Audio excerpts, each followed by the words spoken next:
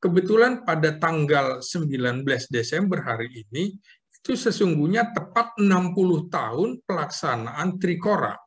Dulu itu dicetuskan di alun-alun Lor Yogyakarta ketika Presiden Soekarno melantik Taruna Akademi Militer lulusan Akademi Militer Magelang dan Akademi Militer di Bandung, salah satunya Akademi Militer di Magelang tahun 61 itu Faisal Tanjung, Akademi Militer di Bandung itu Pierre Tendean. Nah, ini konsepsi-konsepsi ini tentu tidak bisa kita pisahkan dari, kalau bicara masalah pertahanan keamanan negara, dari konsepsi Trikora itu, bahwa ini sekarang kita sedang menghadapi ancaman globalisasi. Jadi ada aktor-aktor asing yang kemudian mempengaruhi Papua. Jadi kita juga tidak boleh kemudian hanya berpikir bahwa orang-orang di hutan saja. Nah, kalau ancaman separatis, maka mereka sesungguhnya menjadi penumpang gelap. Mereka pasti ada di Ormas, mereka pasti ada di LSM, mereka ada di partai politik, mereka juga ada di pemerintahan daerah. Itu kita tidak bisa abaikan. Kemudian kita harus mengerahkan kekuatan bersenjata, bukan hanya sekedar misalnya operasi teritorial. Oh, tidak bisa. Itu harus satu paket. Operasi teritorial kalau tidak didukung oleh operasi intelijen itu nonsens. Siapa yang mau melaksanakan operasi teritorial kalau tidak di-backup oleh operasi intelijen? Nah, jadi kita harus membedakan operasi teritorial ini itu bagi warga yang memang sepakat menjadi bagian dari Indonesia. Itu operasi teritorial bagi pihak yang menyatu dengan kita. Operasi intelijen tentu dilakukan secara tertutup kepada pihak yang netral, misalnya saya terserah aja lah keputusannya seperti apa. Itu yang harus digalang, dan juga operasi intelijen ini bagi pihak yang berseberangan dalam pengertian ingin merdeka. Kalau kemudian separatisme ini bersenjata, maka ini bentuknya adalah pertempuran. Kalau bicara pertempuran, maka sudah kombatan. Kombatan itu siapa? Kombatan adalah TNI. Jadi menurut saya kita sudah harus fokus bahwa ini ancaman separatis bersenjata, maka bukan lagi tugas kepolisian, bukan lagi KKB, kelompok kriminal bersenjata. Kalau kriminal menjadi tugas kepolisian, tapi ini separatis dan mereka menyerang pos-pos militer. Karena itu harus dihadapi oleh 3 operasi sekaligus. Misalnya itu tadi operasi teritorial, operasi intelijen, dan operasi tempur. Jadi harus menyatu. Betul kalau kata Panglima TNI yang sekarang, satgas-satgas itu harus masuk dalam sebuah kesatuan, misalnya Kodim, menurut saya tidak cukup. Maka harus dibentuk brigade-brigade seperti Brigade Kostrad harus ada di perbatasan. Kita ingat Bung Hersu, Gubernur Lukas NMB melalui jalan tikus berobat ke Papua New Guinea. Artinya apa? Ada pengamanan yang kosong di wilayah perbatasan. Kemarin itu beberapa kali senjata dari organisasi Papua Merdeka katanya didapat dari perbatasan atau dari Papua New Guinea. Ini artinya perbatasan kita itu kosong, perbatasan kita itu lengah. Karena itu tidak bisa dilakukan hanya pengejaran. Kalau pengejaran saja, kita belajar dari pengalaman gerakan Aceh Merdeka, kemudian Fretilin di Timur Timur, itu tidak cukup dengan pengejaran. Tapi kemudian kita harus pengepungan, bukan pengejaran. Jadi harus dibentuk satuan-satuan untuk kemudian tidak ada lagi lubang bagi mereka. Nah, karena itu pula harus ada apa namanya, ini ditangani secara ipolek sosbud, bukan persoalan Hankam saja. Siapa yang menangani ideologi, politik, dan lain-lain, itu harus menyatu. Misalnya, salah satu yang membuat mereka merasa agak beda adalah karena secara mereka berkumpul secara homogen. Karena itu di Papua harus ada transmigrasi dari sejumlah daerah. Misalnya transmigrasi Angkatan Darat, transmigrasi Angkatan Laut, transmigrasi Angkatan Udara. Maka ini harus di-backup oleh Kementerian Transmigrasi, harus heterogen. Kita lihat Papua dengan pulau sebesar itu hanya memiliki 2 provinsi, sementara di Sumatera misalnya itu satu pulau sekitar 10 provinsi, Pulau Jawa 6 provinsi, dan lain-lain, rata-rata sekitar 5-6. Nah, Papua juga makanya harus dibentuk provinsi-provinsi lain sehingga jumlah penduduknya cukup secara heterogen, tidak satu agama, tidak satu suku, dan kita ingat bahwa bangsa Indonesia plural dan berbineka tunggal ika. Inilah yang salah satu menjadi jalan keluar untuk penyelesaian kasus nyata. Ancaman nyata kita sekarang adalah Papua, bukan kalau di Laut Cina Selatan potensi ancaman.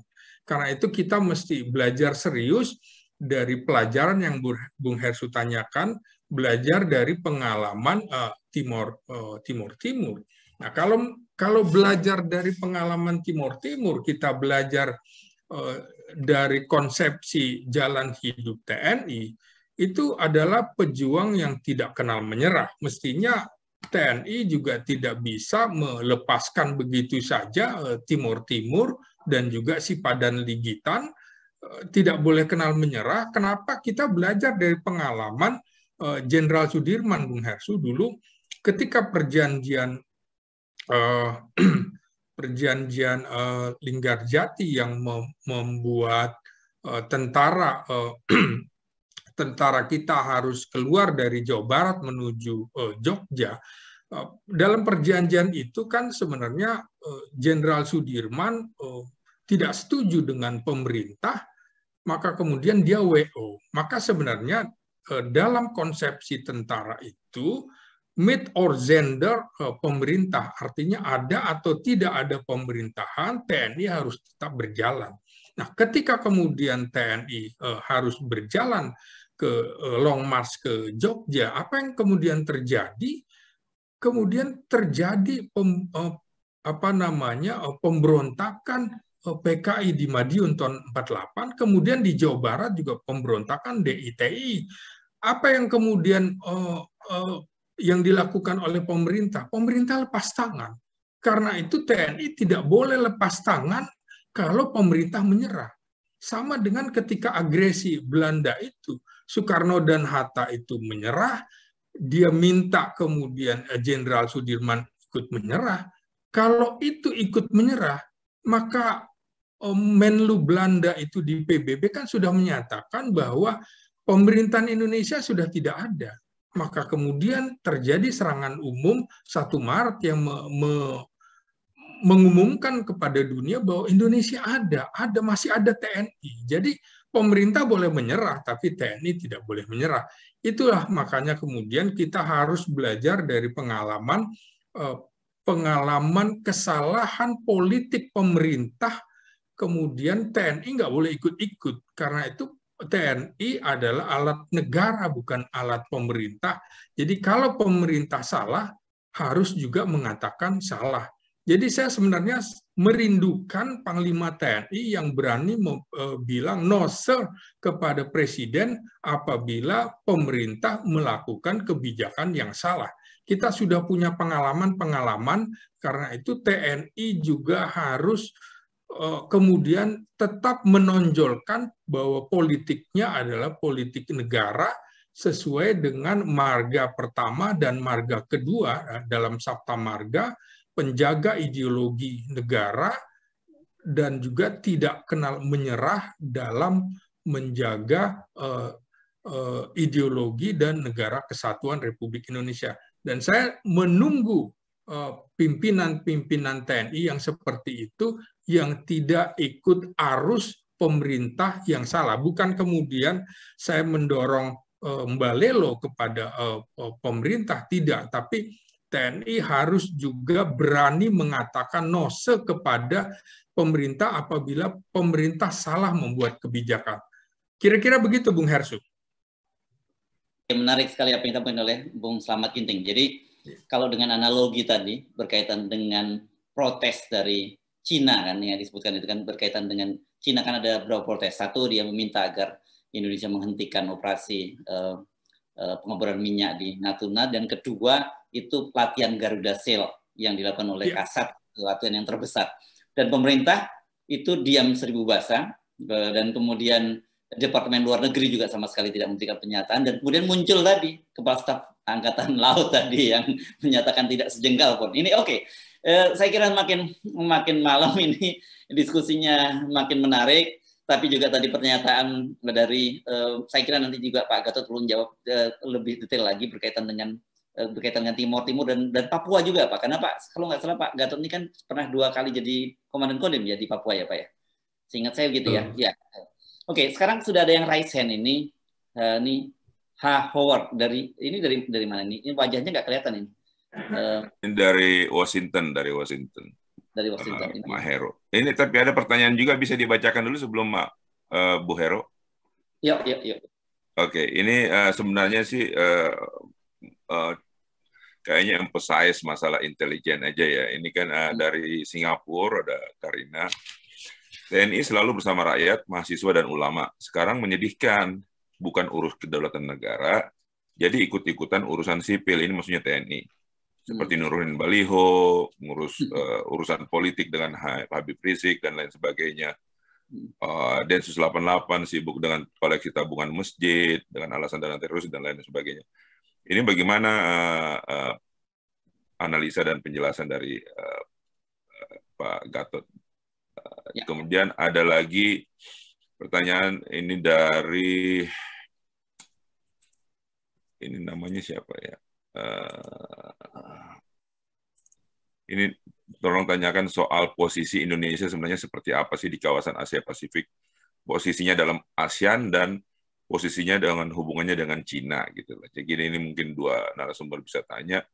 Kemudian dari Turki, ini tadinya bilang mau muncul, tapi kok nggak muncul-muncul nih. Tapi dia tulis di sini nih.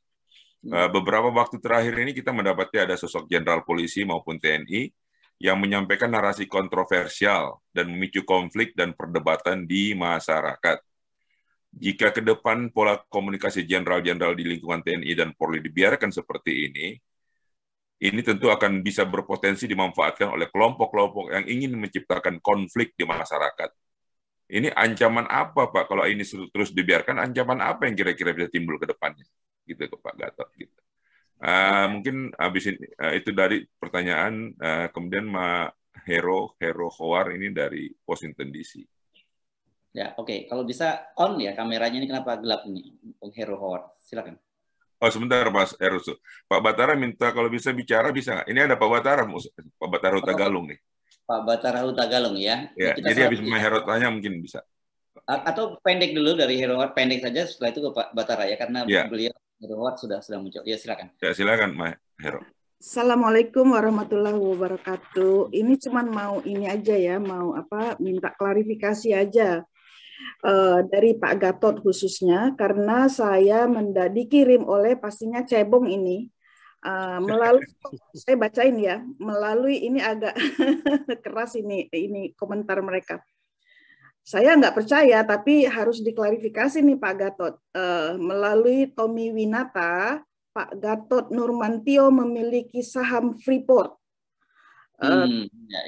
Jadi Pak Gatot punya 15% setiap kali ada makelar pengadaan. Untuk klarifikasi supaya cebong-cebong ini jangan menyebar fitnah. Kemudian tahun 70-an saya masih di Indonesia, saya punya paman itu bekerja di Natuna. Itu punya Indonesia itu, nggak bisa diklaim oleh Cina. Oke, begitu aja. Bang Tata, terima kasih. Wassalamualaikum warahmatullahi wabarakatuh. Terima kasih Pak. Oke.